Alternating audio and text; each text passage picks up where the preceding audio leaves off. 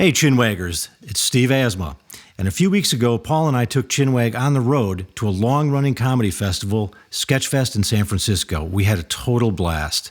We brought in a special guest. He's a writer and comedian, Chris Gethard. And we got so carried away that we're splitting this special into 2 episodes, this week and next week.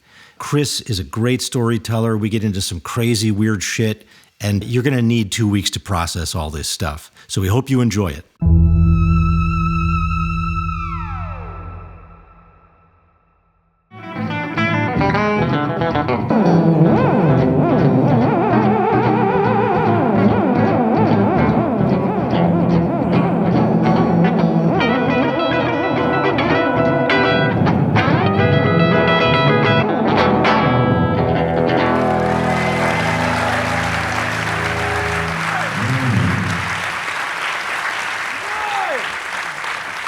Wow. That was wow. I'm even turned on by that. Wow. That was amazing. I feel like every theremin player in the world is so insulted by what I do. Not true, not true. Have to just be like, really? You're blazing a new path. Hey, really? Theremin playing, yes, Is that absolutely. what it is? Fantastic. Hi, San Francisco. Wow. This is amazing, guys. Wow. Thanks for coming out. Thanks for coming out on a Saturday afternoon. Yeah. What, no drinks even. What better place to be on a Saturday afternoon than the Marines Memorial Club, right? And theater. It's a beautiful this place theater. Is amazing. Gorgeous. Yeah. It's really cool. I have some stuff to say about this in a minute. Yes. But we are very fortunate today. We have a very wonderful special guest. Yeah. He is a comedian and an actor, an author. He's done all kinds of things. He's a gentleman I know a little bit, and I just love this man. He's the host of Beautiful Anonymous, which is a great podcast. It's being adapted into a 4-part series. He also wrote the book Weird New York. He hosts a podcast, New Jersey is the World, which is a celebration of his home state. Yep, Jersey. Jersey people. Anyway, I'd like to introduce the inimitable Chris Gethard. Yes. Hey. So, thank you very much. Welcome. Hello. Hello. How are you, sir? I'm good, and I want to thank you for having me. And I feel like there's many people in this room who are like, I maybe don't know who that guy is, and that's okay. But I want to thank you both for having me. But I also have to say, I used to host a TV show, and you are intimately connected to it. Very deeply intimately. And your involvement in it changed my life literally forever. It so changed thank you my for that. life in a lot of ways. Just quickly, Chris hosted a wonderful show, The Chris Gethard Show, which started out on cable access, and it was really great. And he did an episode called, what was it, What's in the Dumpster? Was that what it was? It's technically called One Man's Trash. Okay. And almost no one remembers that my show ever existed, but this episode, there are people who are very smart who have said it's one of the best episodes of television ever made. I will actually agree with. I agree with that. I was hidden in a dumpster and rolled out on stage. And Huge people, spoiler, by the way. Yeah. So sorry. Fuck it. Let's just move on. It was Guess what's in the dumpster? I just fucked the whole thing up. But it was a wonderful. Yes, we convinced you to sit in a dumpster for hours during the taping. At least 2 hours. And here's what I like about you, because the same part of you that wants to start this show with a theremin was the part of you that said, okay, the only thing is if no one guesses, you have to wheel me back out of there, and I will not reveal myself. I don't want anybody to know I'm in there. And that's the part of it where I realized, I think we have some similar. We have a rapport. Yeah. And it was a disappointment that actually They did guess? they kind of guessed. Okay. Yeah. My name did come up enough that I was like, oh, fuck it, I have to come out because my name keeps getting said. It was very mysterious. It was magical. It's brought up to me multiple times a week, every week. And I have to thank you. I was telling you backstage, we were fighting with our network so much, and I said, can you just give us one to do our way, and then we won't fight the notes on the rest of them? And it was that one. It's the only one anyone cares about. But also, one thing that I have realized as I get older is like, not to be pretentious, but when you're an artist with like weirder ideas like that, you kind of just want to get one right. Yeah. So that when it gets canceled, you feel like, I got the I'm one. okay moving on. The one. You know? Yeah. So the fact that you allowed me to get one right, I'm like, Please. I can like rest easy and go die without that stuck in my brain. Thanks for that. No, my pleasure, man. Anytime I can help out in that way, I'm happy to do it. I don't know how long you want to talk about this, but I do have a story. I don't know. We can do the whole show this way. Yeah, There's a thing I've always wanted to tell you. Oh. Do you know why we put you in a dumpster? For ratings, I thought it was for. Well, so you and I met. You had me meet to pitch ideas for your production company, Yes. and we were put in touch. My production company, yes. And I pitched you like maybe 10 minutes of ideas, and very quickly you did one of the kindest things anyone's ever done, where you stopped me and you were like, all of these ideas are super cool. They are not from my company. And By the way, wait a minute though. Then awesome. I pitched you on some, and you were like, yeah, we both did it. Okay, he was good. responding But you also to your did- and it was a very call. kind. But it was here's a the thing that no one does, because sometimes you have that where they go, I don't like your ideas. What else do you got? And you were like, no, it wasn't like that. You were like, you need to go make that happen. Yes. Yeah. Which was cool. And then you came and hung out at the public access studio. So great. Then we go to cable. And the way our show survived was not by the ratings by any means. It was because I was at the UCB theater and had cool friends who would come help us out. So they were like, oh, you got Will Ferrell on your show, and Amy Poehler did a video. We'll keep your show going. And one of the names we kept putting, I was like, I've become acquaintances with Paul Giamatti, and he's come to hang out at the public access studio, and I'm sure he would be on, come help it out. And they kept coming back with lists, and your name would, and they would be like, no. And I was like, what is happening? Wow, really? And Interesting. Then here's what we They were found like, out. No, we don't want him on the show. No. Ratings are going to plummet. No. It's so much better than that. Oh, okay. Because I will tell you, like I have the entertainment industry. I'm not a huge fan of how it operates. Okay. And what we found out was that the head of our network had married a woman who was in her early 20s. And apparently he would go home with the lists of proposed guests and just go to his wife and say, who do you like? Oh, shit. And I guess she wasn't And she was smitten like, with not you. that guy. Not She that wasn't guy. particularly smitten. So for cow. years on cable, for 2 entire seasons, I was like, one of America's most beloved actors will come on our show. And we later found out, no, his Not beloved at that household. This one woman, not as beloved. And then we said, can we at least stick him in a fucking dumpster? And she said, sure. What if we throw him in a garbage can? She Then can we approved have that Paul one. on our She show? approved Brilliant. it, yeah. Put him in a fucking dumpster and I'll let him be on. God bless her. God bless her. Wow.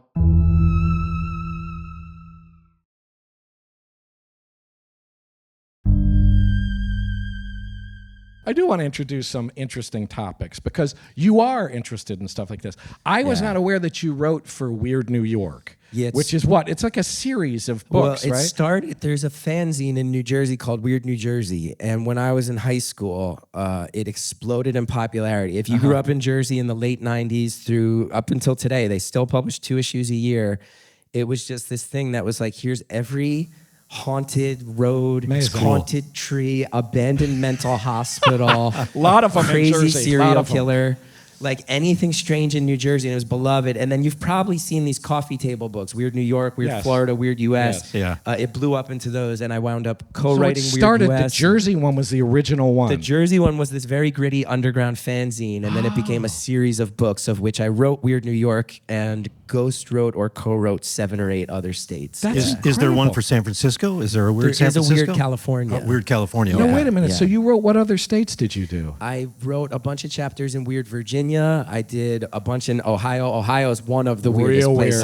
weird. Ohio is one of the weirdest. Is it really? Like, what's the weirdest my thing in favorite, Ohio? One of my favorite stories in the country is the story of the Melonheads. Do you know Oh, the Melonheads? yes, we love the Of Melonheads. course you know the Yes. Melonheads. Yes, here at the Chinwag, we love the Melonheads. yes, the Melonheads. What's the Melonhead one in Ohio? The Melonhead one in Ohio is there's stories that there was a doctor named Dr. Crow who lived in the Chagrin Valley of Ohio. He was treating kids who had hydrocephalism. Yeah. And he was an evil man who was injecting more water into their heads and Right. turned them into these creatures. Yep.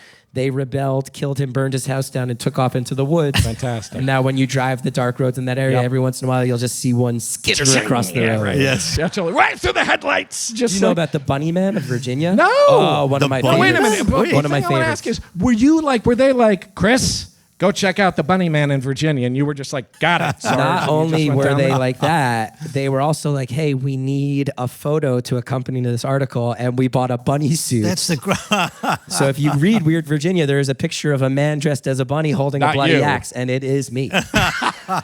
that's the greatest job What's ever. the Bunny Man? I know Bunny it's Man's not- one of my favorites because a lot of the best stories, you start to hear these tropes, right? A woman in white, and you're like, okay, that's everywhere. Or so a girl Right. was walking Yes. home from her prom and yeah, she yeah. I've almost heard got that, taken yes. advantage of Right. and then got hit by a car. Chicago. And Yeah. she's it's all covered in blood. and it's all she's these walking. things about virtuousness and virginity and you Yeah. start to but then you hear some that are so specific and you go, this must be rooted in something. And the Bunny Man's one of my favorite examples of this because I don't know it. there are stories in the area near Reston, Virginia, Falls Church, Virginia, that area. Is anyone from that area who knows about the Bunny Man From Bridge? Reston, Virginia. Kids out there drive. There's a bridge where there's all these stories of a man who dresses as a bunny and attacks cars. And some people say he was escaped from a mental hospital and this and that. But that one was very fascinating because I did a lot of the research on that. And we eventually found a librarian who was able to find us articles that the reason there are stories of a man dressed as a bunny attacking people with an axe is because in the 1970s, there were 2 real incidents of a man who dressed as a bunny attacking people really? with And an so it axe. just remains folklore, kind of. Yeah, and it was an area that was very rural. What you'll find is a lot of the best stories, the ghost stories, are areas that went from rural to suburban Right. very, very quickly. Yeah. And the old stories got Stick left there. behind and the Yeah. suburbanites couldn't And- make sense of them. Yeah. And the suburbanites almost use them as these kinds of cautionary Yes. things. Yeah. It's almost like there's an other sort of, and they function in that way. It seems like. Yeah, there's kind a of urban myths. and There's a urban kind of interpretation of horror films. This is sort of the conservative interpretation, which is it's always like 2 kids making out in a car at make-out point, and then the stabbing comes in.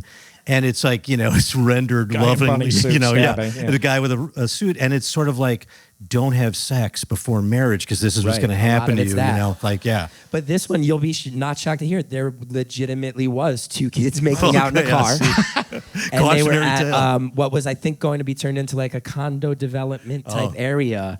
And this guy came out with an axe and started saying, like, get out of here. But then was also yelling, like, the development needs to stop. Like, he sounded like he was just a guy who also didn't want the town to change. Oh, And God. didn't know how to Scooby-Doo express episode. that properly, That's so he dressed fascinating. as a bunny. That's fascinating. So he decided to dress as a bunny. And it happened twice. Twice. And ever Same since- guy or different guys? I pray it was the same guy. Because now you're suggesting some Copycat. sort of bunny Illuminati. Well, there's some sort of cult or something like that going on. That's very, very weird. I've never heard of that one. Yeah. That's like killer clown ones. Yeah. That's Yep. like the weird, like spectral clown ones where Yeah. the clowns are sort of. I remember when I was in 5th grade, there was a Jersey one. This will tell you exactly when I was raised. One of the many waves of killer clown rumors went around, but mine was specifically that it was a guy dressed as Homie the Clown from In Living Color. That's right. Oh, yeah. Terrifying. There were police outside of my school because there were so many rumors that Homie the Clown was going to come kill a kid in West Orange, New Jersey. What we were going to try is get into California stuff. Yeah. Frisco. You're not supposed to call it Frisco. Yeah, that's what I heard. Oh my God, I stopped myself just in fucking time. Holy shit. San Francisco, but also sort of the NorCal area. Yeah. And it's interesting because well, I wanted to point something out before we talk about that. Right as I got here to this amazing theater, this place is haunted, I'm told. I'm told that off that side of the stage, there are frequently lights seen, strange lights. And up in that part of all you people up there Watch should know out. this, Look out. that there's a shadow being that sort of Okay. blots out a lot of the light that will come up and sort of lurks up in that side. So everybody don't might wanna- want to just move down. And it was the where the shadow theater be. manager is the one who told us this, and he said he was a skeptic, but he also says goodnight to it every night when he leaves the building. So I don't think you're a skeptic, dude. I think you buy it. But anyway, it's nice to be in a sort. It Yeah. feels haunted, this place. It's got weird feng shui. I have a whole thing about feng shui, about like the sort of disposition of spaces and stuff like that. That staircase you come up to get in here, I'm like, it's taken way too many fucking turns. I'm like, it's not possible. This is defying the unknown laws of physics in here. How the fuck is this staircase working? That was freaking me out coming up here. I don't like shit like that. It really, really bothers me. But the place we wanted to talk about is Mount Shasta, Yes. which Yeah. which has a lot of genuine roots in sort of native culture and folklore. So there is a whole baseline around that area that is sort of, there's weird shit going on there, Yeah. and always has been. But but now it's sort of taken on a life of its own, Mount Shasta. And did you study Mount Shasta for weird? Decades ago. Really? And the way I found out about it while working for a magazine in New Jersey was I was driving on Route 22, which the Jersey people in here know, terrible highway. And I had to go a jug handle. If you're ever driving in New Jersey, you can't make left turns on highways. You got to take a jug handle around. It's terrible. It's terrible. And I was on a jug. And when you start thinking about this stuff, and I was writing about it all the time, you do develop a very acute sensor for like something strange is happening. Clock that. Google that later. Yeah. And I was on a jug handle in either Springfield or Westfield, New Jersey, somewhere down there on Route 22.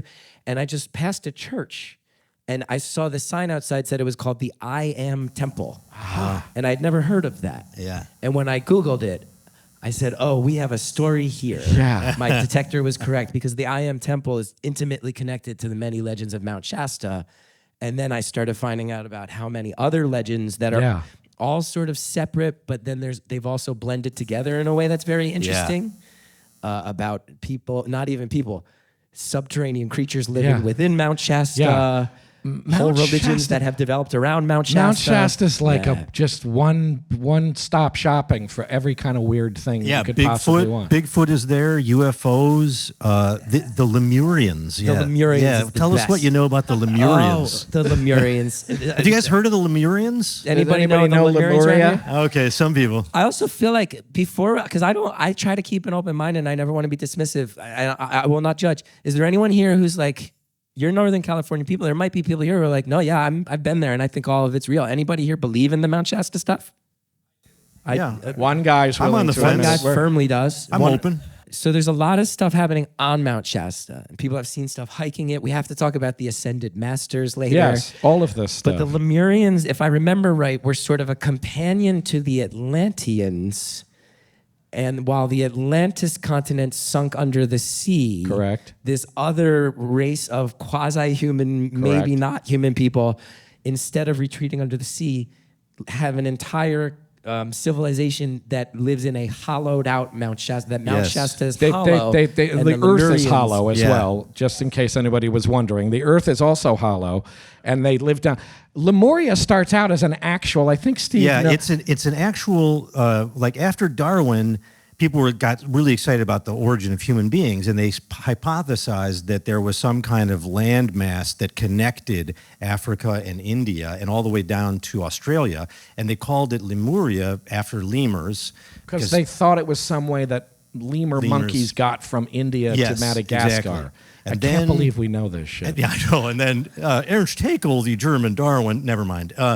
There's a legit concern with Lemuria that was scientific, but then the Theosophical Society and Helen Blavatsky Madame Blavatsky and and all Rudolf that stuff. Steiner and all of the mystics got a hold of it like in the late 1800s, and then they started to interpret it more like that there were special people that lived there that are our forebearers, the Lemurians, and they're giants, and we descended from them, but they now live in Mount Shasta. Right.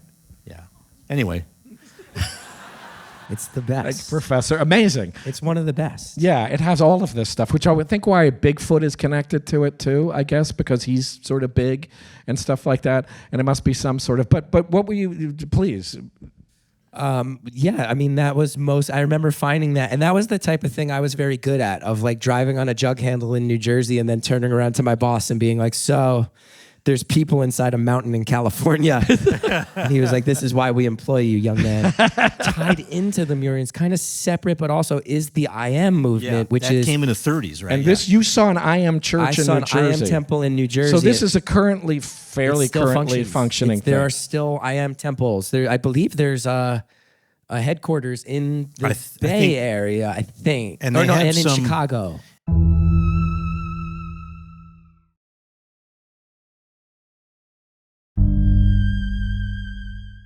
The original Ballards who created it We're from Chicago, so there might still be people in Chicago who are part of I Am, and I believe there is a group at Mount Shasta as well. What does I Am stand for? Yeah, what did you learn about their beliefs and stuff? From what I remember is that the founder, there was a couple, but Mr. Ballard, I forget his first name, he was supposedly hiking up Mount Shasta and was approached by a creature who he first perceived to be an angel, but he was then filled in that this was someone named Saint Germain. Oh my God. And Saint Germain was actually an ascended master. That's right. Amazing. And the ascended masters are sort of this, it's a very fascinating thing because the ascended masters are like, they believe that Jesus was an ascended master. And a lot of religious figures were ascended masters, and Saint Germain was one sort of a line of these kind of superior who, of course, beings. told the Ballards everything they needed to know to establish this religion. But I find it very fascinating because I'm like, you kind of look at what Judeo-Christian religions did. Like I grew up very Catholic, so I'm very aware. Like a lot of the saints are co-opted Celtic figures, or Catholic saints that were then ascribed what Celtic deities had. Or you start to look at like what the Greeks or Romans were worshiping with multiple gods. Sure. And how we kind of said, no, they'll be monotheistic, but the Catholics can still quietly have that. And that'll take on different forms in Ireland. These things, And in Mexico, that's a different thing. And in the Philippines, that takes on different forms. And in Cuba, that starts to tie in to different folk religions and they get blended together. And then I start to look at things like, and this is going to sound strange, but go with me for a second. Will it really sound strange? The Avengers movies, where I'm like, if we didn't have Judeo-Christianity, like that's what the Avengers, like the Hulk and Thor and Captain America, in a different era of not mass media, those would just be the stories we told around a campfire. I agree. And those would be they gods. Absolutely are. No, and they it feels absolutely like the I Am movement with the Ascended Masters was kind of an intentional effort to say, hey, let's split the difference between angels and saints and Roman and Olympic superhero style gods and base it all on a weird hollow mountain in California. Mount Shasta. Within which there are already stories of 8-foot tall proto-humans. Yeah, it's ready to it's ready like made. A weird way of kind of covering all of it. It's like so you kind of just like make it a catch-all thing again. You kind of throw it all in there. Yeah. Which it seems like a lot of that stuff. We talk about these Theosophical Society and all these people at Madame Blavatsky, and it's like they just threw everything in there to kind of like make it broadly appealing. Yeah, exactly. But also so everybody can sort of latch onto it in some way. And grow it and evolve it. And the UFOs are supposed to be the Lemurians who are coming in motherships to visit their underground city, which is Telos. And so you can wrap it all together, and then Bigfoot sightings are also the Lemurians. But yeah, it is religious. It's a religious impulse, I think, ultimately, that has always been around. The imagination and they're here, this whole species of things that are better than us, more divine. They could be helpers. Yeah. We're not alone, that kind of stuff. Yeah. And UFOs, I mean, the whole idea of UFOs is this kind of thing coming out of the sky that might be offering us salvation, but most of the time it seems not to be. But so the I Am Church grows up around all of, they really formulate a lot of stuff. So there's still people out there at Mount Shasta who are totally into all this stuff. One of them's right over there. Yeah, I know, it's true. There he is, right over there. Did you have any experiences at Mount Shasta? No, I've never actually been. I've only read about it and written about it from the comforts of New Jersey.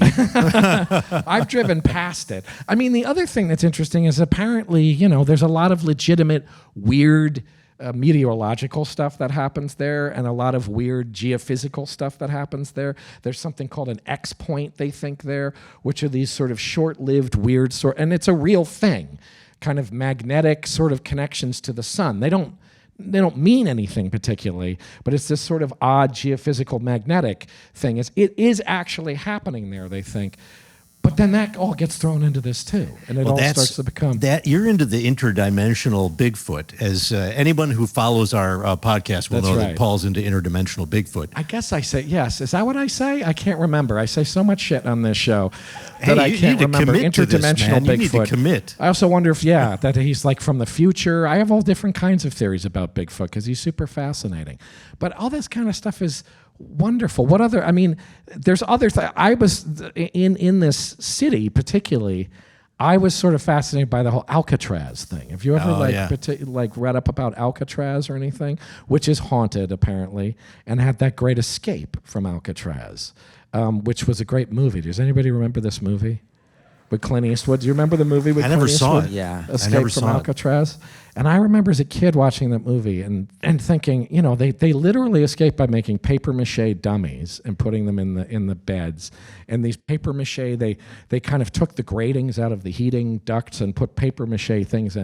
And as a kid, I remember thinking, surely this couldn't have fucking worked like this. Oh, yes, it did. I was like, it didn't. But then they got away with rafts made out of raincoats. And they never actually caught these guys. These guys got away and they do not know what happened to them. And this is what I love is that a bunch of guys recently did some whole study of weather patterns then and all these things and have concluded that they could have easily probably gotten away. Survived because of currents and stuff like that. So they probably did get away. Good for them. But yeah. Good for them. Right? I love that. Maybe one of them's here now. Maybe hopefully, maybe it's that guy who believes in Mount Shasta. But I like that whole thing. That's a good sort That of is San interesting. Francisco weirdness. People who get away with it, or People at least who you get don't away know with they're it. mysterious. They disappear, and you hope for the best, but you have no idea. People disappear. Yeah, strange disappearances. Did you ever do a lot of any studying up on strange disappearances and any of that stuff? None of those come. None that I can speak to with authority. Yeah. Why Don't let not, that Chris? stop That's you. a real Yeah, that's- disappointment. Yeah, sorry that I can't think of strange disappearances. No, but it's an interesting. I'm Yeah. sort of fascinated by people disappearing and strange disappearances. There's a strange appearance. You will like this. Great. This does not. It just segues from. It's not. I don't think it's now Northern California based. But are you familiar with the stories of Valiant Thor? No. Oh, you would love let's Valiant hear Thor. Valiant Thor. Anyone Come familiar on, with let's Valiant go. Thor? Well, I mean, like as differentiated from Valiant Thor in the comic book with the. Yes, different guy. So No, great. So in the early days of people who started to believe in UFOs, there were conventions, and there were not many of these people spread throughout the country. So they all came to know each other. And at one of these early conventions, I believe in the early 1960s, if I remember right, a guy showed up and said his name was Valiant Thor. And there's pictures of this person. Not many, but there are pictures. And supposedly what the people there verified was that he had no fingerprints, that he had smooth fingertips. Wow. And that he spoke every language that anyone What? there Known knew. to That the man. people who knew French could speak to him in No French. And that shit. if they spat Every Arabic at him, language everybody at the Arabic would come back convention at them. could speak. And this man claimed that he was from Venus. Amazing. And that he had a ship that was at the bottom of a lake, and he was waiting for other Venusians to arrive to help him repair it. Uh-huh. And you can look it up that there was Thor. this very Was he weird person. dressed funky? Yeah, was he dressed like Valiant Thor in any way? Was From he what I like remember, he was a specific looking guy, but not like he wasn't dressed like a Thor we would Mork from think of Orc Thor. or anything like that. Right. You know, like he could have probably gone shopping in the supermarket and not been harassed. Too bad. But he was a real person that at the very least, if it was a hoax, he really did show up at Wow. this thing. And just this one time he showed up. He didn't show up forget- repeatedly. I know he showed up and made a big splash and then was around for a little while. And from what I remember, kind of faded into obscurity and no one's quite sure what happened. And maybe he had a brother. At some point, there was like a Valiant, Valiant, Valiant Loki. someone else. Isn't that Loki showed up. his brother? And then at some point, there was like a 2010s era email band This named is a Valiant movie Thor. you see. No. Oh, really? Somebody There named was an themselves emo band after. that named themselves Valiant Thor as well. Yeah. So Fantastic. that'll come up when you search. Yeah. Yeah. Fantastic. I love all that. The early days of this stuff had a lot of like really great stuff like The that. UFO days, you mean? Yeah, Or where it was the like psi really kind phenomena? of crazy. Like it all seemed like some B science fiction movie. Yeah. Which is, I guess, only everybody's reference point in some way. So that's what you sort of went to. But now, why is now you see that the crafts are very different. They're not the saucers like they were. They're these little Tic Tacs, and now there's that weird like squid thing. Or have you guys yeah. seen this Did you thing? see It's like this a thing? squid UFO. No. It's really. Have you Yeah. seen this There's thing? this I don't know what was it. It was a satellite picture of something. It was a military installation somewhere in like Iraq or Afghanistan, Iran yeah, or something something like like that. And there's this little thing. It looks like one of the Pac-Man things. I mean, it's ridiculous. It This does. kind of like little tentacle blob that's sort of drifting around and. it doesn't look, you're like, this is not possible. It's moving really swiftly. And you're thinking, it's somebody that just left some, jelly on the lens or something like that. But apparently not. Apparently they've done a lot of tests of this, and it's a thing that's actually there. And it's sort of zipping around. It's really spooky. It's very weird. And they're calling it the flying jellyfish thing of Iran or something like that. But that's what I'm calling it now. If it's fake, then it's following the popular culture, right? Like it's looking at movies and trying to make shit that looks like that or kind of like sci-fi. But if it's real, it suggests that the alien tech is also changing from the 1950s to now, right? Right. That's what I love about it. Well, that was fun, and we're going to have more with Chris Gethard on next week's Chinwag, and make sure you check out our bonus WAG Q&A with the audience from SF Sketchfest coming out this coming Friday, so don't sleep on that. I can't get enough of this Lemurian stuff, like the idea of like hidden civilizations in Mount Shasta that go back to India and Africa. It's crazy, and it was just really fun to get into that. Our fans are amazing, I have to say, and we want to give a shout out to Eric Martin, an amazing cartoonist who was in the audience at SF Sketchfest. And Eric presented us with some fantastic on-the-spot original sketches. He did these during the recording, and we were just blown away. I mean, it looks like Paul, it looks like me, and he's even got cryptids sitting in the audience. It's really hilarious. So if you want to see his awesome illustrations, and you should, check out his Instagram, which is at Eric Martin, that's all one word, Eric Martin 365. Thanks again, Eric. That was awesome. All right, that's all for now. Thanks for listening, and we'll be back again Friday with a bonus. So wag on, weirdos.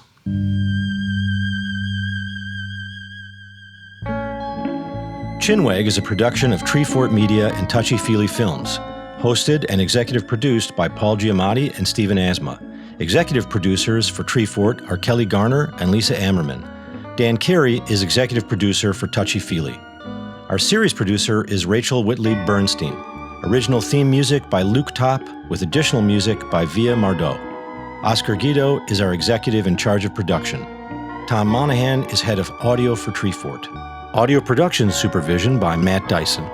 Editing and mixing by Jeff Neal. Animation created by Alex Sokol. Research assistance by Aidan Brooks. Lastly, for more information, go to chinwagpod.fm and find us on Instagram or TikTok at chinwagpod or on Twitter at chinwag_pod.